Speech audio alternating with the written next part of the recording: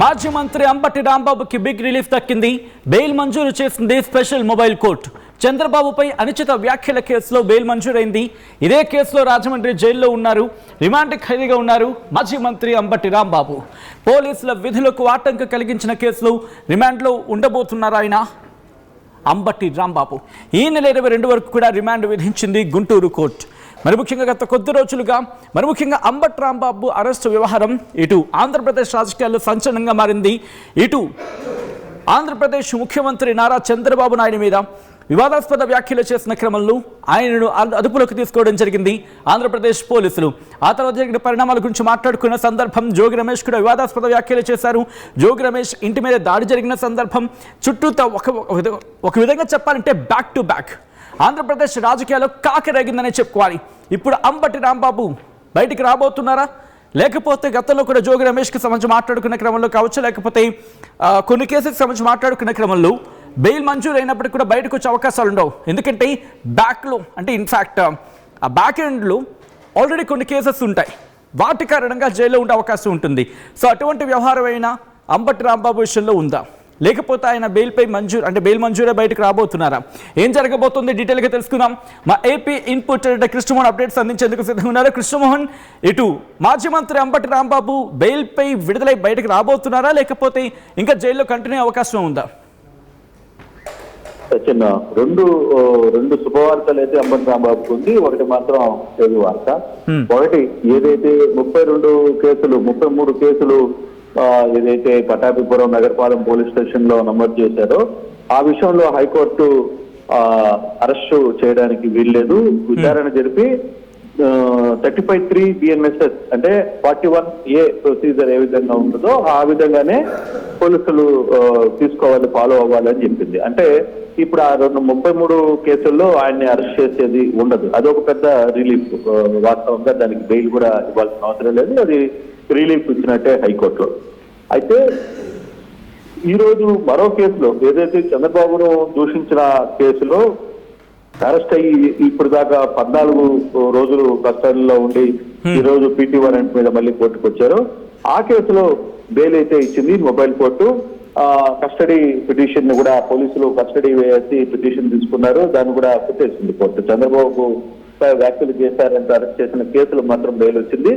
జనవరి 13న Ambati arrest అయిన పరిస్థితి. అయితే ఈ రోజు ఏదైతే పీటీ వారెంట్ వేసి కోర్టు ముందు పెట్టినప్పుడు మరో 21వ తారీఖు వరకు కండిషన్ అంటే మళ్ళీ ఇది 21వ తారీఖు వరకు రిమాండ్ విధించిందో ఆ కేసు ఇంకా రాలేదు. అంటే రెండింటిలో ఆయనకి ఫ్రీడమ్ అయ్యారు. అంటే దాదాపుగా 33 కేసులు 41A నోటీసును BNS కింద చూడాలి, 41A నోటీసులు ఇచ్చి దాన్ని విచారణ జరపాలనేది అది దాంట్లో రిలీఫ్ పొందారు. అలాగే చంద్రబాబును తిట్టిన కేసులో అది ఇప్పుడు బెయిల్ వచ్చింది. అయితే పీటీ వారెంట్ కింద ఏదైతే అరెస్ట్ చేశారో ఆ వారెంట్ కి సంబంధించిన వ్యవహారంలో ఆల్రెడీ మళ్ళీ తిరిగి రాజమండ్రి జైలుకి వెళ్ళారు కాబట్టి అది కేసు రేపు బెయిల్ వచ్చే అవకాశం అయితే ఉంటుంది. ఒకవేళ రేపు కోర్టులో మళ్ళీ దాని మీద బెయిల్ పిటిషన్ వస్తే రేపు కానీ బెయిల్ కానీ వచ్చేస్తే ఇక ఆయన బయటికి వచ్చే పరిస్థితి అయితే ఉంది. ప్రస్తుతానికైతే 2 కేసుల్లో దాదాపుగా హైకోర్టులో ఉన్న ఆల్ కేసెస్ 33 కేసులకు సంబంధించి స్క్వాష్ చేయమని దాంట్లో 41A నోటీసులు ఫాలో కావాలని హైకోర్టు వచ్చింది. రెండవది చంద్రబాబు చెప్పిన కేసులో అసలు మెయిన్ కేసు అది కాబట్టి అది బెయిల్ వచ్చింది. అయితే ఈ రోజు బెయిల్ కి పంపించిన అంటే రిమాండింగ్ పంపించిన మరో కేసు 21 వరకు రిమాండ్ ఇచ్చారు. ఆ కేసుకి సంబంధించి బెయిల్ రావాల్సింది. అది రేపు నుండి 2 రోజుల్లో బెయిల్ వచ్చే అవకాశం అయితే ఉంటుంది. ప్రస్తుతానికి రెండింటిలో రిలీఫ్ అయితే పొందారు క్లియర్ గా. ప్రస్తుతం తిరిగి జైలుకి వెళ్లే పరిస్థితిలోనే ఉంటారు. రేపు ఒకవేళ దీనికి సంబంధించి ఈ కేసులు కూడా బెయిల్ గానే వస్తే సో ఇంకా బెయిల్ మీద బయటికి వచ్చే పరిస్థితి అయితే కనపడుతుంది. ప్రస్తుతానికి అంబటి రిమాండ్ లో రాజమండ్రి జైలుకి తిరిగి వెళ్లే పరిస్థితి అయితే కనపడుతుంది. సత్యం రైట్. అంటే బెయిల్ గురించి మాట్లాడుకునే క్రమంలో ఇక్కడ ఏమైనా షరతులు విధించిన సందర్భం ఉంది. అఫ్కోర్స్ ఆయన బయటికి రిలీజ్ కాకపోయినప్పటికీ కూడా బెయిల్ మంజూరు చేస్తున్న క్రమంలో ఇటు కోర్టు ఏం చెప్పుకొచ్చింది కృష్ణమోహన్? ఖచ్చితంగా బెయిల్ పిటిషన్ అయితే బెయిల్లో వచ్చిన దాంట్లో కొంత కండిషన్స్ అయితే పెట్టిన పరిస్థితి అయితే ఉంది. వారం వచ్చి సంతకం పెట్టాలి, తర్వాత బయటికి వెళ్ళకూడదు, ఊరు వదిలి అంటే బయటికి వెళ్ళేటప్పుడు పోలీసులకి అంటే దేశాన్ని వదిలేటప్పుడు కావచ్చు, లేకపోతే బయటికి వెళ్ళేటప్పుడు పోలీసులు ఇంటిమేషన్ చేయాలి అనేది కండిషన్ పేరు. మిగతా కండిషన్ అయితే లేదు. ఒకవేళ రేపు ఈ కేసులో ఏదైతే ఈ రోజు మళ్ళీ కండిషన్ బెయిల్ అంటే ఈ రోజు మళ్ళీ రిమాండింగ్ పంపించారో ఆ కేసుకు సంబంధించి పీటీ వారెంట్ చేసిన కేసులో రేపు బహుశా వీళ్ళు ఇక్కడ కోర్టుకి రాకపోతే హైకోర్టు కూడా పిటిషన్ వేసే అవకాశం ఉంటుంది. కాబట్టి రేపు ఎల్లుండి లోపల దీనికి సంబంధించి కేసు విచారణకు వస్తే ఖచ్చితంగా రేపు ఎల్లుండిలో మళ్ళీ బెయిల్ గాని వస్తే ఇంకా పూర్తిగా ఆయన రాజమండ్రి జైలు నుంచి విడుదలయ్యే అవకాశం ఉంటుంది.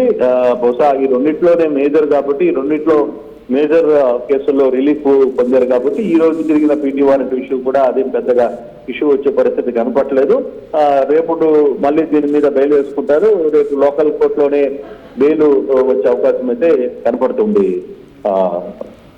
Local to global news at your fingertips. మీ చేతిలో ఒక ఆయుధం. Download Raw TV app. Media legend Ravi Prakash is back.